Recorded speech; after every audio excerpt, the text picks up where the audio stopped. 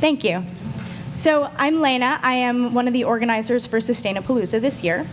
This is an annual student-run event focused on youth-led transitions to urban sustainability, resilience, and justice. As you may or may not have noticed, we have a couple cameras in the room. We will be live streaming the event today, so if you have to leave at any point, if you have friends who aren't able to be here, tell them to tune into the live stream. If you're here all day, you can watch it later, relive these beautiful memories. Regardless, just be mindful, our film crew is lovely and attentive and everywhere, and we're very happy to have them. I hope everybody signed a release. We will have this later, as I said. So today, we will be going through a number of fun things, beginning obviously with welcome and coffee. I hope you're all sufficiently woken up on this early morning. We're going to start with a panel discussion facilitated by Lauren Fletcher. Then we're going to move into seminar sessions all around the room, and we're going to address our theme this year a little bit more thoroughly, which is sustainable consumption. So we're going to be looking at this idea and this concept and this controversy from a number of different angles all around the room. I'll get to that when we get to it and tell you who's doing what. Then we're going to have lunch, followed by a keynote address by Debbie Lee Cohen, who is here with us now.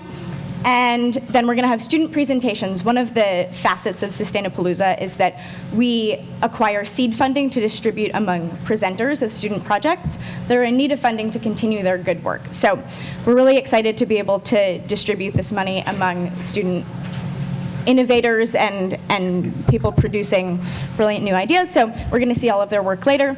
And then we're going to end with a closing discussion. As you can see, there's a big wedding cake looking thing over there. And we're going to collect all of our ideas and move to the left side of the room and try to bring everything together and have some takeaways for how to make change by the end of the day. So I'm going to hand it over to Timon, who is the chair of the Environmental Studies Department. The Environmental Studies Department is one of our 3 sponsors. We'd also like to thank the Tishman Environment and Design Center and the Lang Student Union. Everybody's been very generous, and thank you to the New School marketing team and the live stream crew for being here. I'm going to hand it over to Timon. Thank you all for being here.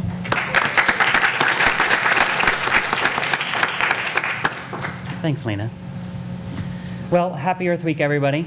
We have had an amazing run of various public programs, and I think this really sort of caps off at the end of the week some amazing discussions. The Tishman Environment Design Center, I think, needs to be applauded for really pulling together a lot of amazing people who've come to campus, as well as our own faculty and students, to really think about what it means to become a more sustainable university and to think about what it means for us in our individual lives. Now, I am missing my beekeeping class this morning, so I'm expecting really good things, okay? Bees here too. We can talk about bees, we can talk about lots of things, and I'm sure we will. As Lena said, I'm the chair of the Environmental Studies program. The program is, I think, maybe one of the highlights of the program is that our students are putting on events like this. This is really an amazing event that's been happening year after year, organized by the students. Faculty have actually limited input into this, and I think it's one of the exciting possibilities that happens in our program. Environmental Studies is really trying to think about how do we advance sustainability, resilience, and equity.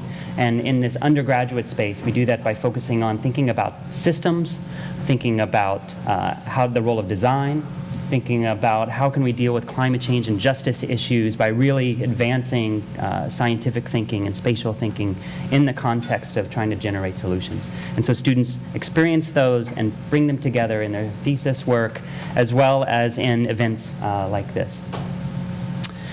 A couple other thoughts. One about the topic today, sustainable consumption. I think the students have come around to this partly because of the things that they experience in their lives living here in New York City, but also as part of their studies here in the Environmental Studies program and other programs across the university.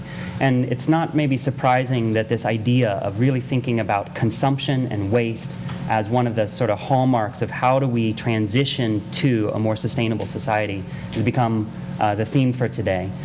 Just as a place to kind of start, and we'll get into this more in the panel, thinking about things like about 40% of our food waste, of our food is wasted in the United States. We just heard from the fashion panel earlier this week that 2.5 billion pounds of clothes go to the landfill every single year. Certainly we can do better. And we want to think about that in discussion with all of you today about really what are the kinds of steps in people's everyday lives that makes them allow us to make some realistic progress on this. So I want to thank everyone for joining us today. I want to thank the students in particular, Lena and Sasha and Taylor and the other students who've really been working hard on this. You guys have done an incredible job, and I know we're going to have a really great time together. And thank all of you for coming, and looking forward to discussions.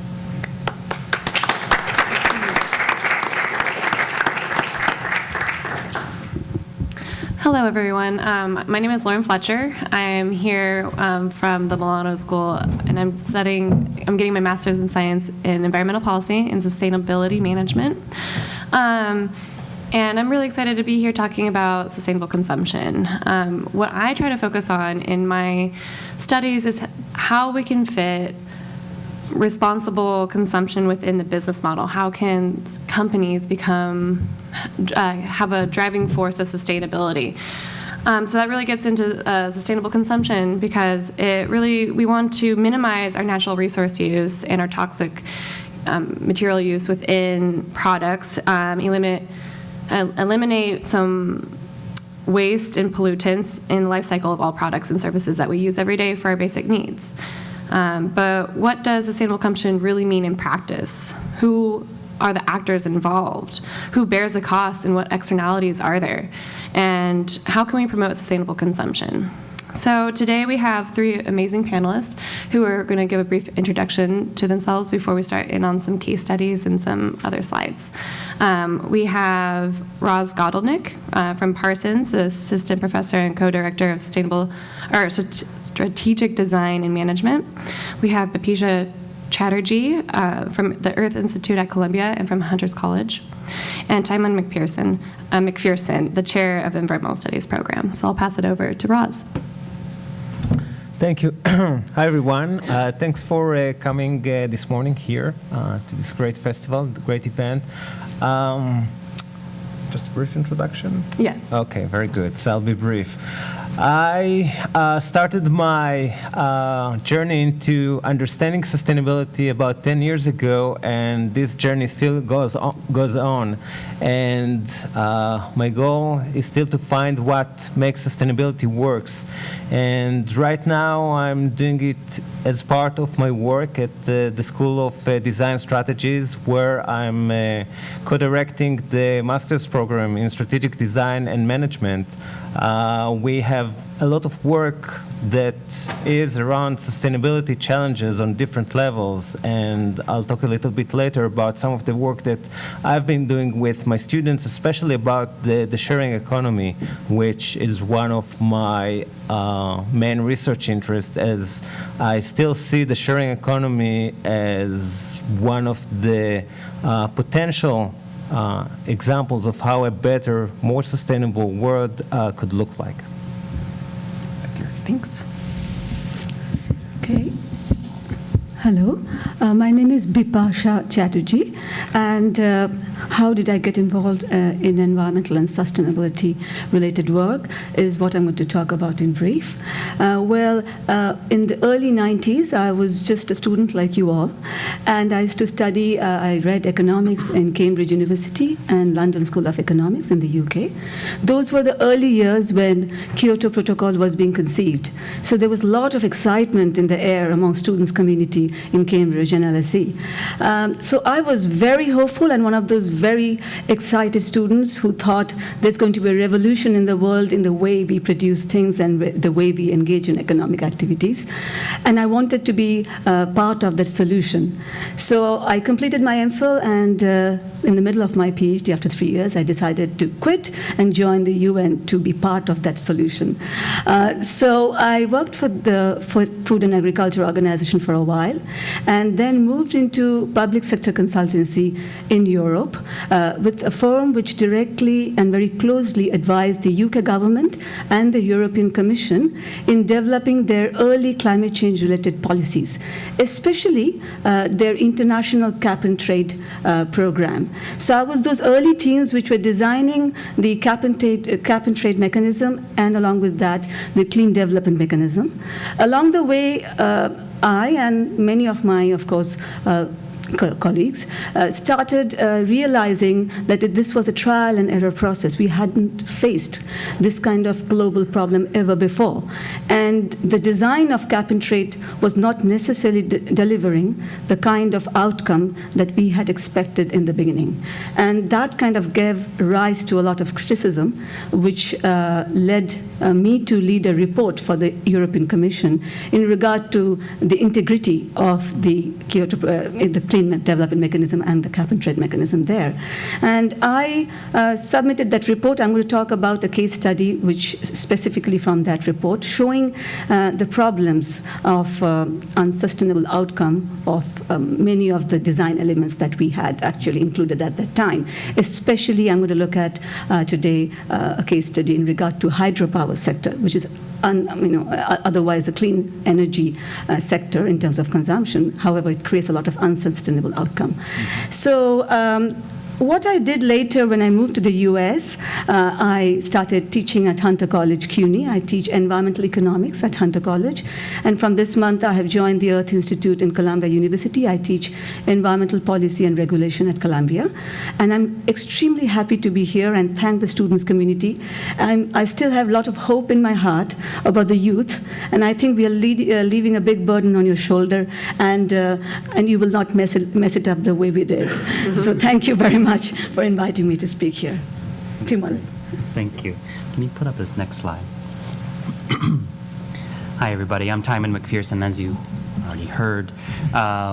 In addition to chairing the Environmental Studies program, I direct the Urban Ecology Lab, which is a lab space where students, undergraduate students, master's students, PhD students, and postdocs work on broadly urban systems challenges. So I want to just talk a little bit about that from my perspective in terms of its relationship to sustainability.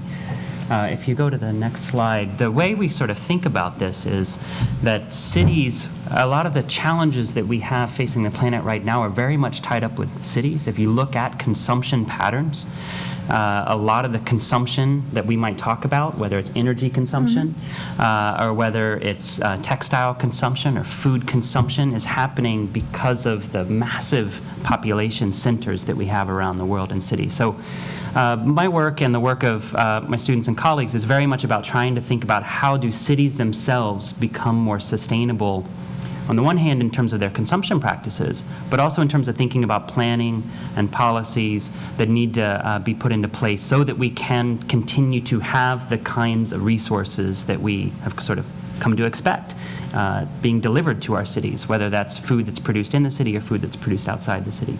So there's a few things I would like to dig into a little bit there, but broadly this systems perspective is one that takes the idea that a city is basically a system, an ecosystem, and it's kind of complex, and so it's not so easy and maybe understandable that it's difficult to transition to sustainability. That's actually very challenging to think about how you harness so many different aspects of these complex systems to move in the same direction. So a lot of this work is really trying to think about transitions, which you mentioned is sort of the real theme here, is how do we transition to a more sustainable society? And consumption patterns are one, but that's part of, again, a number of other dynamics and patterns that we can talk about. We can give a bunch of stats. We can say where the science is, but we're trying to think about how do we put all these things together in a more systematic approach of integrating, for example, economics with environmental management and integrating that with questions about equity and justice in various realms, from grassroots organizing to things like this New York City Mayor's Office, which is trying to think about resilience building to climate change. And as much as we might want to bracket these things apart and deal with them separately, I think one of the lessons we've learned in the environmental movement over the last 20 years has been, well, I guess it's been more than 20 years, since the 70s. I've been teaching too long, I'm still saying the same ones. And since really that period of time has been that we can't really compartmentalize. The world is too integrated for that. And certainly we can see the rise of urbanization really taking over as a driving force of climate change, as a driving force of consumption patterns. It means that we have to think really seriously about urban sustainability as a driver of global sustainability. So I hope we can dig into that a little bit more, and I'm excited to talk with all of you about that as well. Thank you. Thank you. Thank you guys for your brief introductions. So we're going to get started with a case study by Bipasha. Me Yeah, first? is that okay? All right, sure. Thank you. If you would like to either talk here or go to the Yeah, podium, let's go either there, way. So, as I was saying, I'm going to talk about hydropower projects and its outcome under the Clean Development Mechanism. But before that, I would like to start this presentation by mourning the death of a Honduran activist, Berta Cáceres, and many of you may have heard of her, who was murdered brutally a few weeks ago. I did not know her personally, and I frankly never heard her speak directly either. But the cause she fought for is something I know about. I mourn that the social narrative on big dams have been interrupted once again. Berta incessantly fought against companies and government who were partnering in building dozens of hydroelectric dams throughout the country. The dams in western Honduras were on the territory inhabited by the indigenous Lenca people, and Cáceres was on the front lines fighting for the rights of Lenca community. Big dams have caused grassroots level protests all over the world. I have not been a participant in these movements, but as an economist, I have closely looked at the economic issues in regard to subsidizing large hydropower projects in the world. It has led me to believe that environmental justice issues are intricately linked not only to the sustainability paradigm, but to the economic thinking and policies of our time. Now, in this context, I'm going to talk about the cap-and-trade design and the hydropower projects that we had subsidized. This paper or this presentation looks at how cap-and-trade is one of the newest global policies that has led the international governments and companies to invest heavily in clean technology-driven projects, including large hydropower projects with a good intention of reducing carbon emissions and achieving environmentally sustainable goals.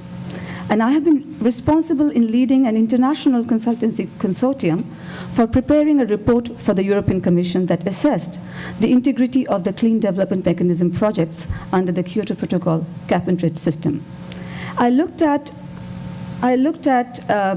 detailed public data that was available in regard to especially Chinese hydropower projects under the Clean Development Mechanism, and I'm going to talk about that. Before that, for those who know and those who don't know, I quickly want to talk about and explain what is international cap-and-trade. Since the Kyoto Protocol was conceived in 1997, it came into force in 2005. The developed countries, Annex 1 countries, have binding commitments to reduce their emission of greenhouse gases, as you know. Besides taking domestic action in reducing their emission of greenhouse gases, the firms in these developed countries can comply with their commitments by acquiring emission reduction certificates from other firms in developed countries as well as developing countries. So quickly, this is what it is. Say there are two factories in a country or across countries. One is a factory which has old technology and processes in place, and when a country brings in a cap on emission, they cannot quickly reduce their emission because they have to invest in complete system change in their factories. Therefore, they need time. And the idea, the economic principle behind this is that there are a number of modern factories in the same region which can achieve lower emission because they already have modern technologies in place. And therefore, they have a lot of leftover capacity for emission that can be traded with the factories which cannot quickly reduce their emission cost effectively. So those which can reduce emission quicker can sell their leftover certificates and allowances to the other factories which cannot. And in this way, you will achieve an overall emission reduction. However, you would not put pressure on a certain sector to achieve emission in a very costly manner. So I have shown the same principle by showing that if there is a command and control regulation which is asking all factories in a country to reduce, say, 30% emission, there will be immense pressure and cost for some factories, and the cost will be, say, for reducing 300 tons, $12,000, whereas with the cap and trade, the same amount of reduction in 300 tons of carbon can be achieved through $9,000, just an illustration. So what is clean development mechanism then? Well, clean development mechanism is part of this solution under international cap and trade, where under Article 12 of Kyoto Protocol, a project developer in a developing country, which is a non-Annex 1 country, if that project developer implements any clean technology or processes in their businesses or factories to reduce emission, they receive emissions reduction certificates, which we call as CERs, from the UN, from the CDM Executive Board. And then those certificates can be sold in the developed country to the factories which need to comply in their own countries. And thereby the same mechanism that I explained through this illustration can work between countries. So under that kind of mechanism, basically the idea was that the developing countries did not have the capacity to reduce their emission under the Kyoto Protocol without help and financial help from the developed world. And therefore, the clean development mechanism had two objectives. One is to ensure that the whole world could, achieve emission reduction as a whole. And on the other hand, they could transfer technologies to developing countries and help them to achieve emissions reduction in a cost-effective manner. So this was the idea. In the documents, it says over and over again that all the projects for which we are going to subsidize all these developing country firms, they have to be sustainable in every way. So let's see what happened to one of the largest sector that was financed under the international cap and trade in developing countries. This was hydropower projects sponsored by the Clean Development Mechanism. Till 2011, 30% of all projects under Clean Development Mechanism, they were hydropower projects. And they belonged mainly to countries, or they were being implemented in China, in India, in Brazil, mainly in India and China. And from this table, you can see that the size, the large dam, or the large hydropower projects were very significantly high in number.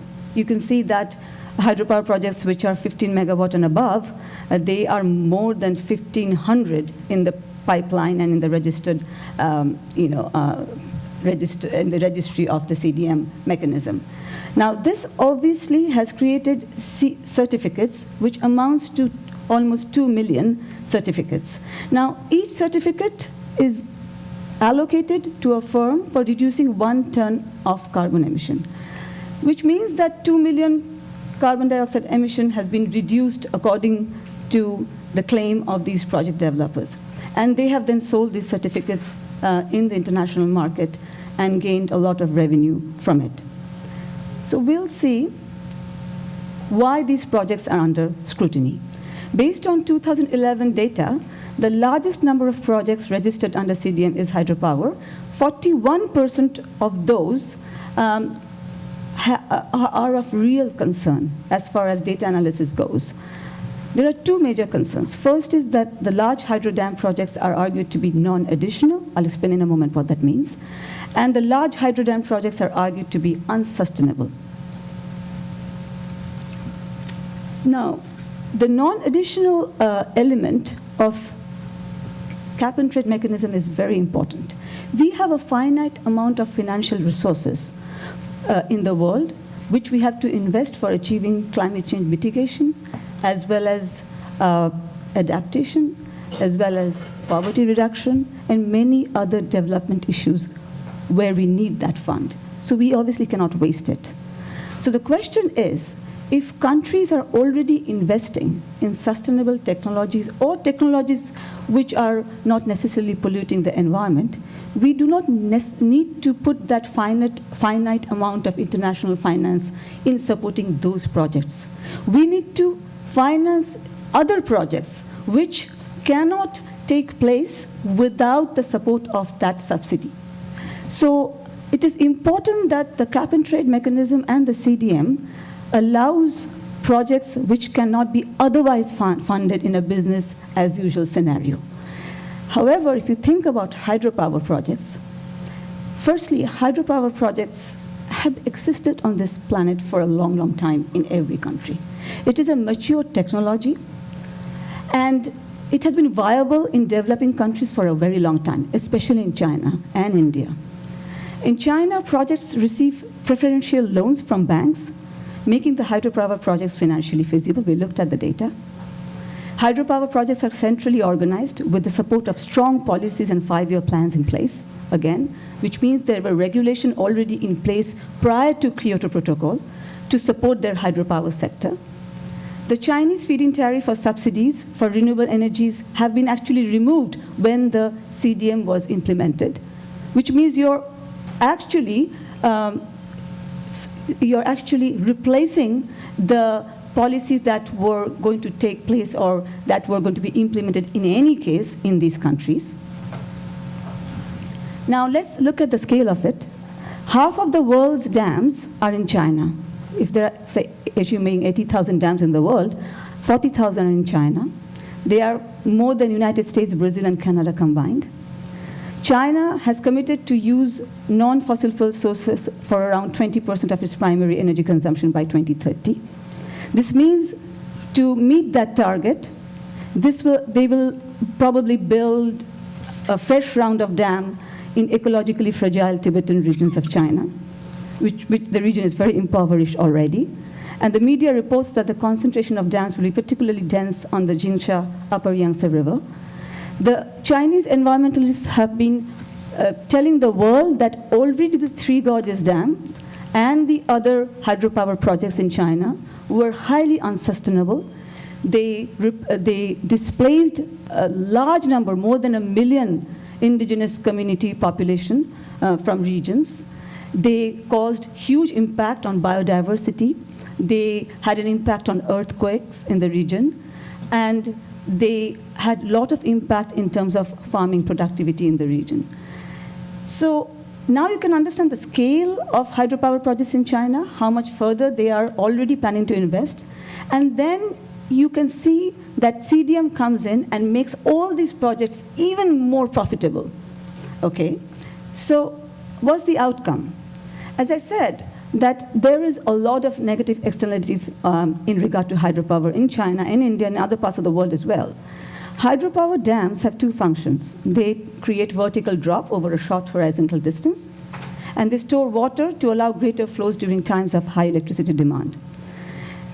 It also means that they create thermal plants in the same areas to support energy production at the time when the peak is not there. So when in the low peak time, it is complemented by thermal plants. So it's not even that hydropower dams are replacing thermal plants. They are actually complementary in these regions. Now, for example, as I said, the new reservoir in Three Gorges diminishes total habitat for many of the species and biodiversity, and it is estimated 1.13 million people were displaced, and many farms were lost. Along with that, they have built many thermal power plants to complement the hydropower dams in the regions. The cost of negative externality of all that we have estimated, and you can see in this graph that although hydropower has lesser negative externalities compared to coal, oil, or natural gas, but amongst the renewable energy group, hydropower has the greatest impact as far as negative externalities are concerned. Now, in my view, therefore, it is not just about non-additionality. It is not just about whether these projects are cost-effective or not, viable or not, they need support from the international community or not. That's one of the questions. But in my opinion, that is not the primary question. The primary question, do we need to sponsor these technologies further and subsidize them or not, whether they're sustainable in the long run or not? Especially that we have other options in today's world which we could subsidize. Now, in my view, hydropower projects have high and rising marginal user cost. Now, quickly, I want to explain what I mean by that. Marginal user cost arises from the lost opportunity of using the water for other purposes, such as recreation, fishery, farming, indigenous community life, etc. And the total marginal cost of producing hydropower keeps rising because of rise in the marginal user cost. In other words, it is not important whether water is getting scarce in terms of quantity. That is important, but more important is whether we are losing out on the number of functions that water offers to us. Now, in my opinion, the dam creation may not be reducing water quantity for the region, but it is certainly reducing the functions of water through our economic activity. And that's an important element that we should include in our economic assessment of hydropower projects. So this slide is an important one. This shows another aspect of hydropower. You see under CDM all the projects that the international communities and finances are funding right now. And the green bar shows that the highest number of projects funded, they are hydropower projects. The blue line shows per project emission reduction, the average emission reduction. You can see how low it is considering the number of projects that the hydropower sector produces. So the green bar is tallest, and the blue point on it is very low. So average emission reduction through hydropower project is actually very low compared to another sector, which doesn't even show up on the graph. You can see a sector called transportation in there. There is no green bar on it, which means the CDM is not even covering transport sector projects where the potential is very high in terms of emission reduction. China in Beijing and New Delhi right now faces immense air pollution due to consumption of cars. They are obsessed about producing and consuming cars. And you all know the amount of air pollution that China and India has currently. And yet there is no CDM projects in the transport sector where technologies are available in the world in terms of efficiency, in terms of electric cars and number of other options. And yet we are not funding those, and we are funding hydropower, which were always existed in these countries. Now, what does that mean?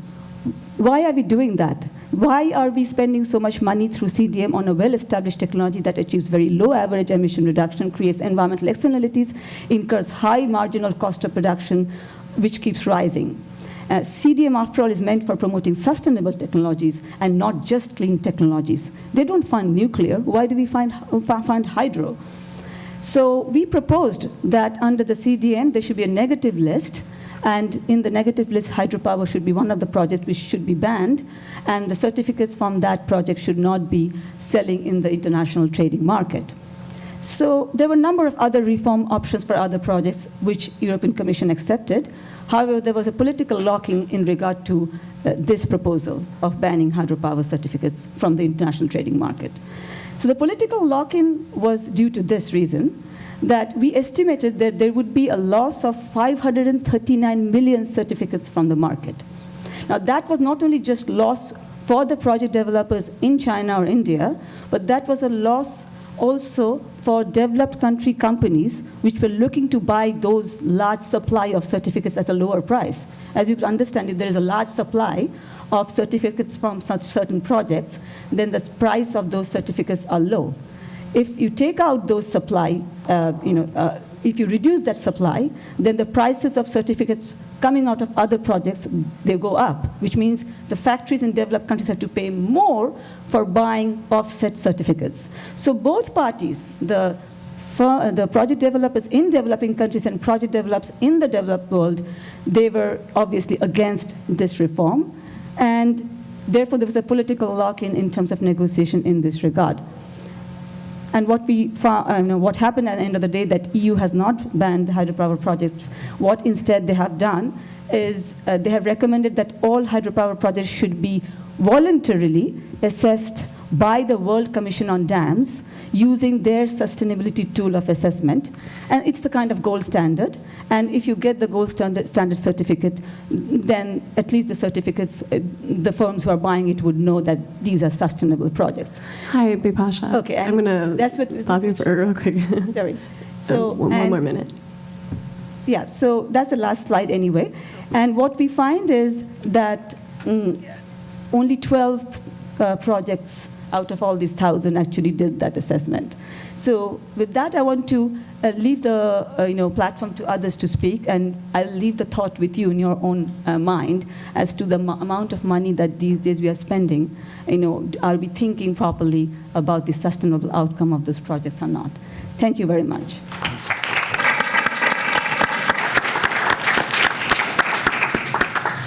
Thank you, Bipasha. I think the idea of the negative list policy is really interesting, and I can't wait to delve into that in discussion. To move along, to keep with the time schedule, I'm going to have Roz come up and talk about his millennials. Okay, so yeah, that's me. So my starting point is that we're living in a world that is more and more ambiguous, uncertain, volatile, and complex, meaning this is a VUCA world. And when we talk about, sustainable consumption and great ideas, for me, it's also about finding great ideas that work. Because in the last decades, we had many great ideas that don't work, and we want to look for effectiveness. And this is why I, in my research, look for ideas that are disrupting, about the disrupt and delight concept, that they disrupted unsustainable reality, but in delightful ways, so people could and would like to adopt them. And that brings me to the sharing economy, which seems to be a reflection, a manifestation of this idea of disrupt and delight. And sorry? Oh, sorry. Can you hear me? Mm-hmm. Okay, I'll try to get close. Okay, so one of the questions that I've been looking at, I won't talk about it today, but is the role of design. And we look at, again, at different levels. We look at the environment in which the sharing economy operates and the design of the platforms to understand how they operate and their impact. And I think this is very important, because if we want to understand certain mechanisms, certain impacts, it's, we need to look at the way they were designed. And if you look at the development of the sharing economy, I think that design could play a very important role as we move forward, and we want to improve some of the impacts of the sharing economy, especially in terms of its social and environmental impacts. But the research I want to talk about today is about millennials and the sharing economy. So how many of you are millennials here? Okay, great. So that's good. So you could relate to it. And in the last 2 years, I've been working with my students around projects that the first one was that are inspired by the Buy Nothing New movement, which evolved into a project where for 1 month I asked my students not to buy anything new other than food and necessities. I don't want to starve them. I want them to look into the ways that they meet their needs, and to ask themselves before they buy anything, do I really need this? And if the answer is yes, to look for other alternatives rather than just purchasing it. So this year, I was working with both my undergraduate and my graduate students at the School of Design Strategies on this project, and the project was divided to 4 weeks. Each week has a different focus, as you can see here, and that was translated into different assignments. The master's students had team assignments that you could see here, working on creating a pop-up co-working space, creating dinner with strangers, creating a sharing neighborhood box, and organizing a clothes swap party, and so on. So I'll just go briefly. You could see some of the pictures from the different weeks, what the students have been doing. So the first week was about swapping and sharing and bartering with friends. The second week was doing similar actions, but this time with strangers on different platforms. Moving to week 3, which was all about trust, trying different platforms that requires you to trust strangers and understanding the mechanisms of trust in these platforms.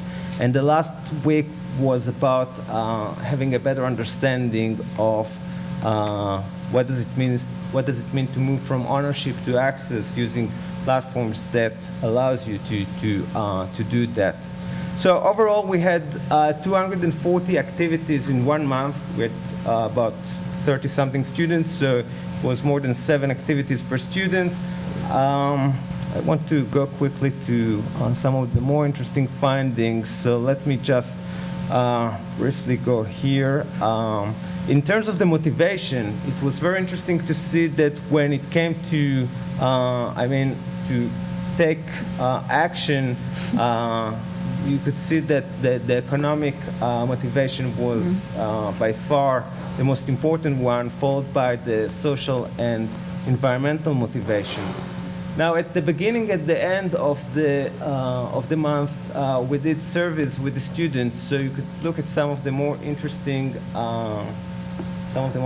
questions that were asked and what were the results before and after the survey. So one question was about healthy economy requires a high level of consumer spending. You could see that before the project, 39% of the students agreed with it. After it, 42%. Another really interesting question was, do you agree with that shopping for new things makes me happy? You could see that we could see some decrease, but still, after the project, almost 3/4 of the students still felt that this is true.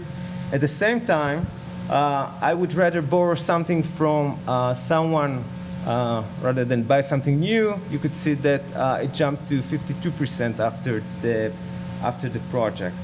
Another question was about some of the obstacles.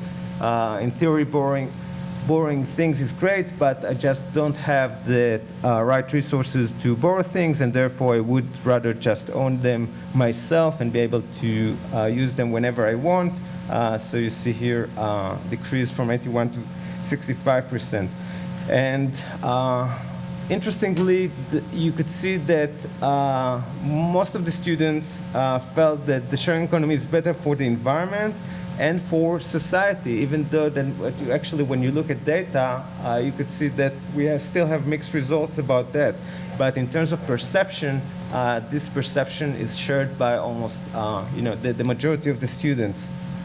Another question was looking at what does consuming better means for you. You could see that both before and after the project, it was about consuming only what I need. And also interestingly, at the bottom of the list, you could see that it is participating in the sharing economy both before and after the project.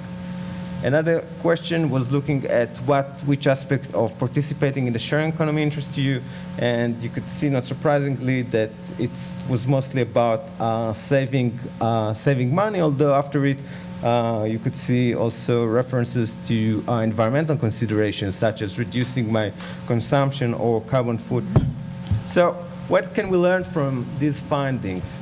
So if we talk about this idea of moving from access to from ownership to access, we see that while we hear a lot of about it in the media, it's actually, at least from my students' perspective, it was more complicated because they don't start from scratch. There's a certain previous behavior that made it very difficult to some of the students to move on to a new mindset.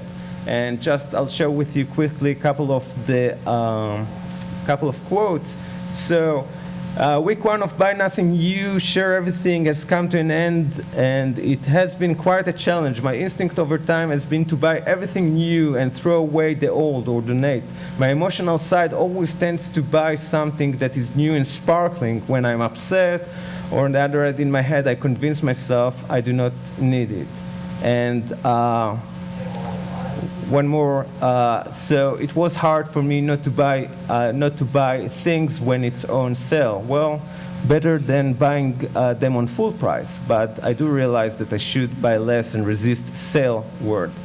So you could see also some of the complexities in the fact that 74% of the students believe that shopping for new things makes me happy, but at the same time, 65% say that I could happily live without most of the items I own, and 51% believe that I would rather borrow something from someone than buy something new. Motivation, again, it was mostly about saving money or making money in terms of selling old stuff and so on. There was interesting appeal of traditional sharing that we saw in terms of having, for example, dinners with strangers and not using platforms to share stuff, and that was interesting, bringing maybe some attention to this idea that many people join the sharing economy because of the cost and the savings, but stay for the community. So that might be something that we should further explore. And about the future, so interestingly, one component that came that was raised by not one but a couple of the students was this idea that actually they feel that right now it's easier for them to share because they don't have much, but once they move on and gain and increase their economic abilities, it would actually be more difficult to participate. And another issue that came up was this idea that diversity. We think about the sharing economy from our perspective, but actually we need to think about what sharing economy means for developing countries, where actually where many people connect owning assets with success, and therefore sharing has a very different meaning. So we need to take that into consideration as well, because the future of this world very much depends on what millennials think and act in developing countries as much as it is, or even more, in developed countries. And finally, the sharing, what we could see is that sharing is a mindset, and the question that comes into mind is how do we switch more and more people into this mindset? What sort of nudge, if you'd like, we need to get them to reconsider? And it's true, I think, not just in terms of the sharing economy, but maybe in general when it comes to sustainable consumption. How do you get people into this mindset? And this is our challenge, I think, both at the New School, but particularly at the School of Design Strategies, in our space of strategic design and management. How do we reinvent new business models, new systems, new ways that will enable this change of mindset and will lead us to an actually more sustainable future. Thank you. Thank you, Raz. Those were both really wonderful presentations. So now we're just going to start with a discussion. Using resources in a sustainable fashion in terms of efficiency and not creating negative externalities really involves creating policies that can make this happen through the government. It involves a lot of collaboration in order to do so. So Timon, I was wondering maybe if you can talk a little bit more about a systematic approach of maybe within the city context of creating policies in terms of efficiency related to energy maybe, or and kind of in that realm. Sure, thanks, Lauren. I guess one thing I was thinking as both of you were presenting is, and this sort of relates broadly to the work that I'm most interested in, is that change has to happen at multiple scales simultaneously. And so I think it was very interesting that on the one hand, Roz, your work is with the students is at this scale of their daily lives, everyday practices, right?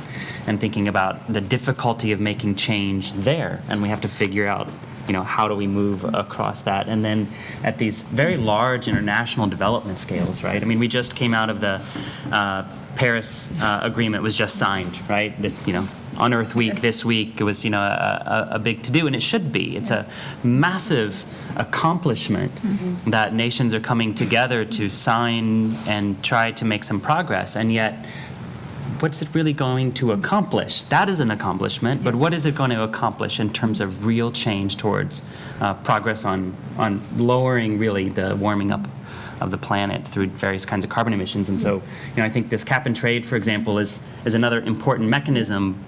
But even if you get that right, even if the investments happen, say, on other kinds of technologies and less on hydropower, that's still going to require lots of change back down at the scale of city mayors making policies and plans, as you're alluding to, as well as everyday behavioral changes.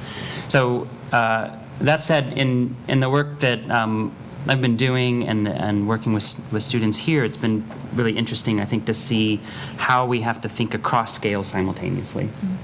And so on the one hand, maybe that makes these challenges even more scary or more challenging in a way, to try to figure out how do we harness sort of everyday behavior change with individuals, with things like the very sort of slow-moving policy change at the level of, say, city or especially national government level, to international agreements, both economic agreements and other kinds of agreements.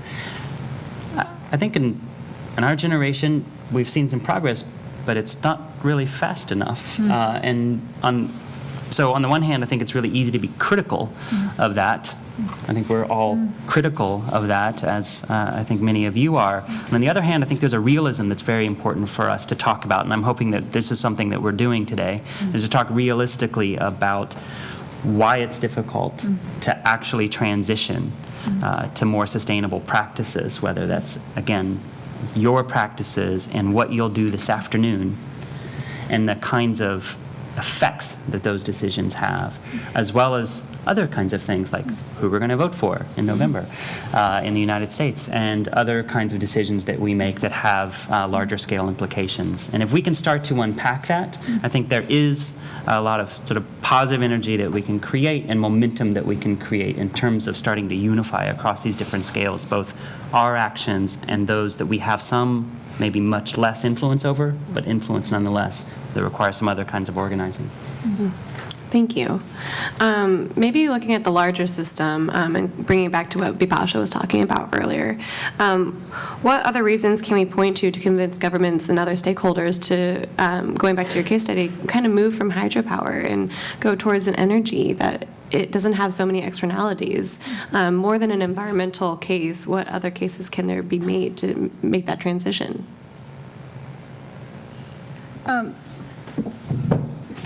Right. So, it's not just, as Timon is saying, it's not about energy only. In every sector, it's exactly the same question we are facing in today's world. How do we rationalize, and how do we sell that idea about transition? Now, what I see from a very, it might seem a theoretical issue to you, but it's not. What I see as a problem is that for many years, a century since industrialization, we have consistently promoted the idea that economic utilitarian approach is the only approach towards development. And it's a question of ethics. Now, this is not necessarily the ethics that humanity had to start off with. If you think about all the tribal communities in the world, then you look at the ethics within which they functioned. They lived on the basis of their, they understood the dependency on nature, and therefore they consumed by respecting the limit that the earth had to offer. Now, it's not that we didn't have that ethics. Now, economic rationale can be deeply rooted as in that ethics as well, if we understand that there is a limit. And we have, since the time of industrialization, we have literally fooled ourselves that there's limitless resources. Now, we really have to, whether it's a local stage, whether it's business case, whether it's international government negotiation, we have to bring back that ethics in economics. We have focused too much on that utilitarian approach, and that's my view. And in every policy, if we bring that back, that argument is actually a very strong argument. You can put data in there to prove that. And that's my kind of suggestion at kind of bringing in that bigger change. Wonderful. I think that's a great point. I think that's a lot of what I research too in my studies is how can we put ethics back into a core business value related to the environment. But that also brings me back to the shared economy. If this idea spreads and a main driver is economics for a lot of students and people start sharing more, maybe there's apartment sharing lists where you can share your vacuums or home appliances in an apartment and you don't have to buy so much. How do you think that's going to change how products are developed and created, and what is the business effect on that? It's a good question. I mean, first, I think that what's interesting about the sharing economy is that we look at things that actually work. That's one thing. And the other thing is that, I mean, I totally agree that we need to think in terms of systems, but we also need to think in terms of culture. And just think how much the culture has changed. Like, if 5 or 10 years ago I would come to you and say, hey, you know what, you're going to give the keys of your apartment to a stranger, and he's going to spend there a couple of days when you're not in the apartment, and that's actually going to work, you would have think that I'm crazy. And that goes the same with jumping into someone's car and basically, you know, giving or trusting strangers with the most valuable assets that you have. So we see a shift, right? Because now it's mainstream. And we could argue whether these platforms, you know, about their impact and whether they could do it better or not. But we see something that we see platforms that in a relatively short time have managed to shift, to make a really significant cultural shift.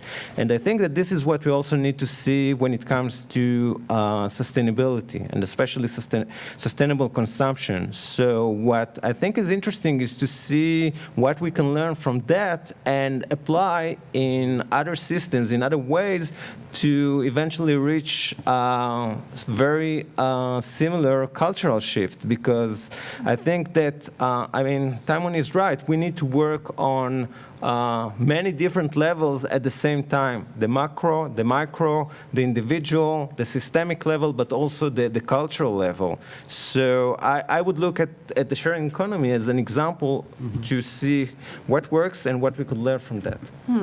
And if I can just jump in for a second, I think this is a really important point, because, you know, we think about culture in a particular way, but of course economists have a cultural tradition that sort of, you know, we're kind of stuck in certain kinds of inertias in every sector.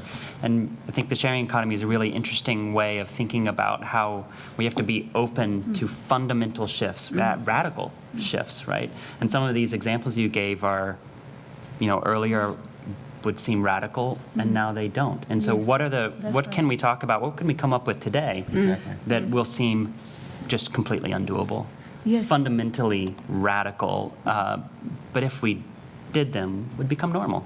Yes, that's true. And shift and actually help us transition, right? Yeah, I want to actually give an example, but you're absolutely right that what seems radical today, it doesn't sound radical, you know, later. In economics, when I talk about ethics, and a lot of economists are talking about it, everybody thinks that's crazy because economics, you know, focuses on utility of humankind, that brings satisfaction to humankind. But that's not the case. Think about slavery. Think about child labor. We have actually achieved results based on ethics rather than purely neoclassical economic gain. So we have come from that state of affairs where we thought it was economic gain to have these systems in place in developing countries where child labor was an economic necessity. And now we are moving to a state where even any economic policy would not justify slavery or child labor. So if you have achieved that in those areas, I don't see why we cannot achieve it in terms of, in regard to climate change or environmental issues. Why that is the case is a surprise to me. I agree. I think but it's also a matter, first, of scale, and second, of time. I mean, we don't have time. So we need to be effective and to think, how we try to move forward fast and in ways that could scale. Because, I mean, if we reach the goals that we want to reach, but within 100 years, then we didn't do anything. If we reach them in 10 years, maybe we do, then it's, then it's achievement. So the question is, how do we do it in a relatively, reasonable time? I think that's really an interesting point, because we're coming closer and closer every day to all these tipping points, and they've been past many. And now we have so much data about climate change and how to make products more efficient. And then we have so much data, but data doesn't get through. Data doesn't penetrate culture sometimes. So I think that's going to be one issue we talk about today. We're going to open the floor up a little bit for some questions, real briefly, if anyone has questions they would like to pose. Yes, back here. We have a microphone coming around. Hello, my name is Byron. I'm a master's student in the econ department here at the New School. So I have a question that's kind of nuanced, and it comes from a number of different lenses, but there's one fundamental question to it. So in Marx's Capital, what he says is that the focus on commodities in classical economics creates a veil in which we just look at the trading of goods, but not the actual means by which workers are exploited in the mode of production. So does this focus on consumption hide the veil of production within the exploitation of nature in our economy? So focusing on this individual, everyday aspects of people's lives, does that hide the exploitation and the waste that's intrinsic to our industry? The second question, or the second lens to look at it, is a lot of impacts or increases in efficiency that we've seen that have resulted from capitalism over the past 150 years have also resulted in increased consumption of those goods. So the increases in the efficiency of the steam engine led to the consumption of more coal. The increases in efficiency of natural gas led to the consumption of more natural gas. The same thing for other fossil fuels. So if we do increase the efficiency, like you're talking about, and are even within the capital sector of our industry and production, how can we guarantee, without actually reducing capitalism itself, that this will yield improvements or reductions in the gross aggregate use of natural resources? And then my third question. Yeah, I think No, but the thing is that these are all fundamentally interrelated, and they all come down to one question. So if we want to have a sharing economy, what that means is an aggregate reduction in demand. That means from a Keynesian standpoint, we're going to be reducing demand, which as we saw in 2008, created a massive credit crisis. How can we say that capitalism is sustainable, bearing all these different lenses? Yeah. You might want to jump in on this, but I think maybe if we break these apart, we can get to that a little bit. And I think your first question is a good starting point in terms of thinking about, exactly how do we make some of these transitions. And in the sharing economy examples, this is, again, this is one of these cases of trying to understand what are the larger impacts of that. And I think broadly, national economies are really trying to figure this out. That's why there's a lot of pushback on the sharing economy. It's not a simple solution. So I think your question is really good. Thanks for bringing it up. On the you might be better positioned to jump in on the economic aspects. I actually perhaps. agree with him totally. Because if you see my articles and my presentation as well, I believe that we need a system change, a complete system change. This cannot be achieved in this kind of fragmented approach that we have right now. It has to be simultaneous and linked together. And the moment you link, all the sectors together, what becomes very, clear to us that it seems as if the poverty issue or marginalization is as if a contradiction in terms of environmental policies. They aren't, actually. We have created a system where it is, whereas if only rich people have the luxury of consuming a healthy environment. That shouldn't be the case. And that has happened because of this 150 years of system that we have, which we are locked into. We have invested so much into that system that now that when we are trying to get out of it, it is almost impossible to do that. So I agree with that totally. But I agree also with Ross that if we had a lot of time, we could have made that investment in complete change or system change. But since climate change is an issue where we don't have that time, so we are trying to achieve what we can at this very fragmented way. But in the long run, we do need to get out of that consumerist approach that we have right now. And about Marxism, though, interestingly, Marxism, though, never focused on sustainable environment. It was not really, he never focused on that. He did focus on exploitation of different classes, but it was never a discussion around whether all of us together should consume sustainably. Have you come across that ever? In Marxist Capital, Das Kapital, he has talked about sustainable consumption of resources. Maybe not in those terms. It's very modern. Right, exactly. Within those days, probably that was not necessarily the prime issue.